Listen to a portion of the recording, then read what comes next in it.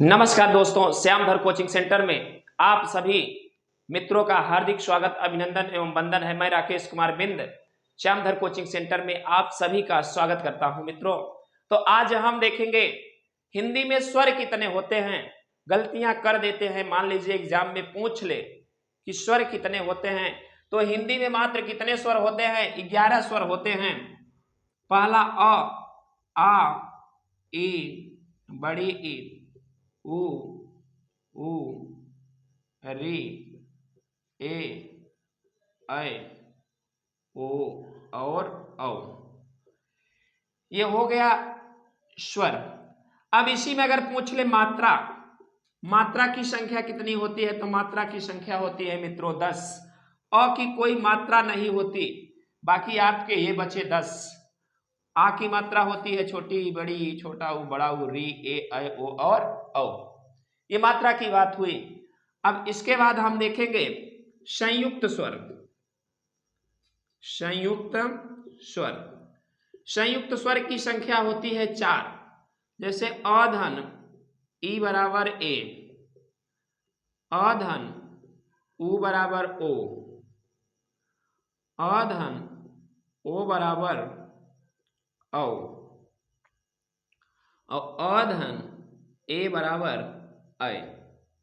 ये 4 संयुक्त हैं, 2 वर्णों के मेल से बने हैं, इसीलिए इन्हें संयुक्त स्वर कहा जाता है। इनकी संख्या होती है 4। अधन ई बराबर ए, अधन उ बराबर ओ, अधन ओ बराबर औ, अधन ए बराबर ऐ।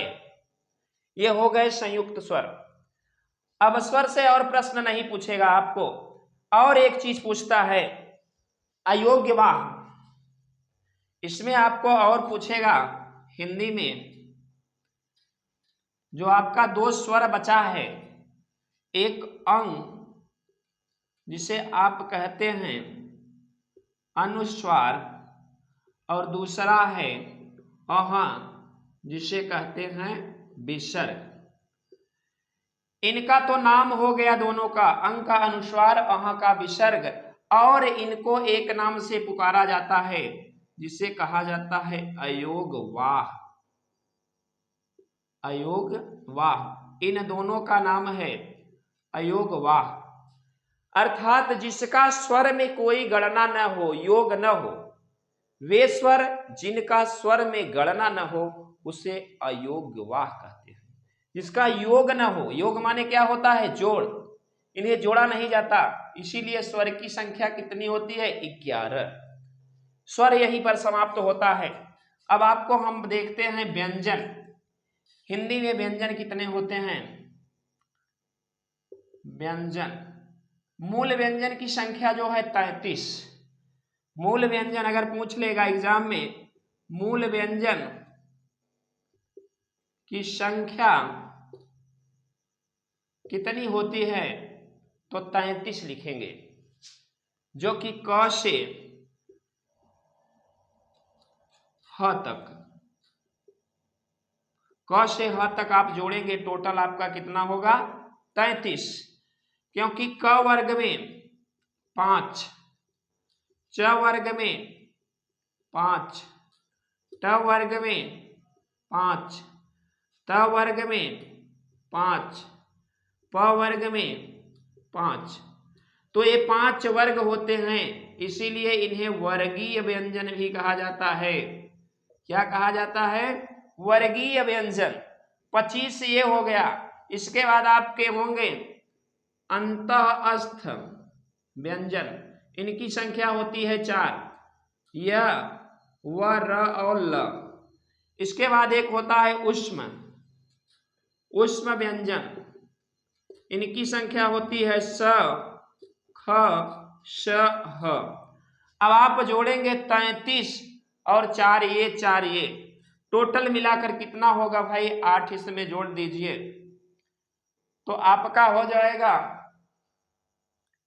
25 में, सॉरी, ये 5 पचे 25 और 8, 8 5 13 और 2 1 3, ये संपूर्ण क्या हुआ? 33 व्यंजन हो गए। आगे आप देखते हैं हम, ये तो वर्गीय व्यंजन, उष्म व्यंजन, अंतः अस्थ व्यंजन थे, एग्जाम में आ सकता है, बहुत जरूरी है। अब देखते हैं संयुक्त व्यंजन। संयुक्त व्यंजन, जैसे संयुक्त स्वर था उसी प्रकार से संयुक्त व्यंजन आपके हैं कितने? 4। स्वर भी 4 थे, व्यंजन भी 4 हैं।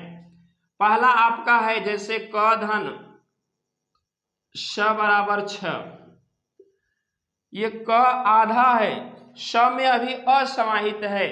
अगर इसका हम विस्तार रूप देखेंगे तो क धन स धन अ, ऐसे भी लिख सकते हैं, तब जाकर ये बना है 6।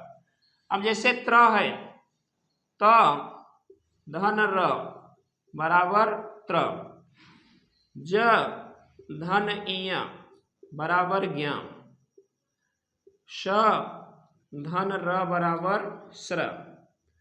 ये 4 आपके संयुक्त व्यंजन हैं।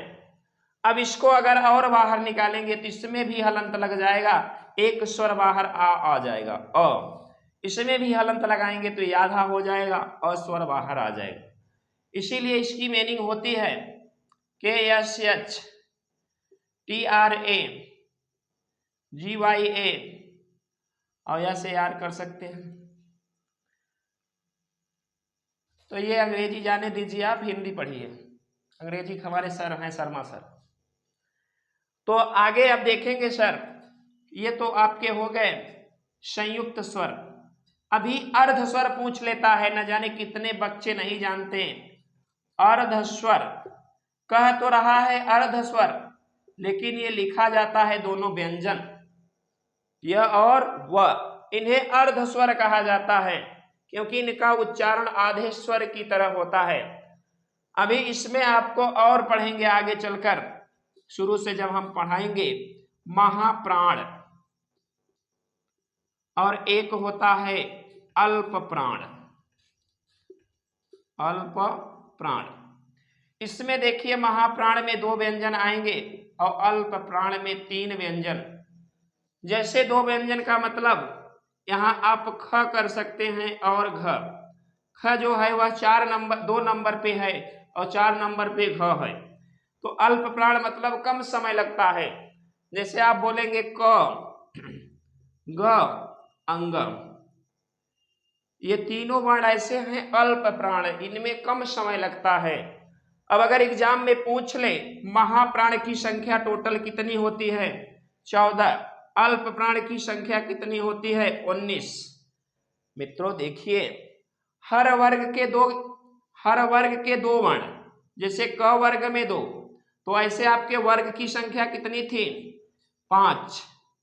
5 में अगर 2 जोड़ दिया जाए तो 5 दूनी 10, और जो आपके उसमें 4 हैं उसमें व्यंजन जोड़ लेंगे तो टोटल कितना हो गया? 14। तो महाप्राण की संख्या 14। इसी प्रकार से अगर अल्प प्राण देखेंगे तो हर वर्ग में कितने व्यंजन? 3, तो कितना वर्ग था? 5, 5 तिहाई 15, और प्लस आपके 4 व्यंजन थे अंतः अस्थ। टोटल मिलाकर कितना हो गया भैया? 19। तो आज बस इतना ही मित्रों, इसी पे हम अब आगे कल फिर मिलेंगे। नमस्कार, श्यामधर कोचिंग सेंटर में आपका बहुत स्वागत है।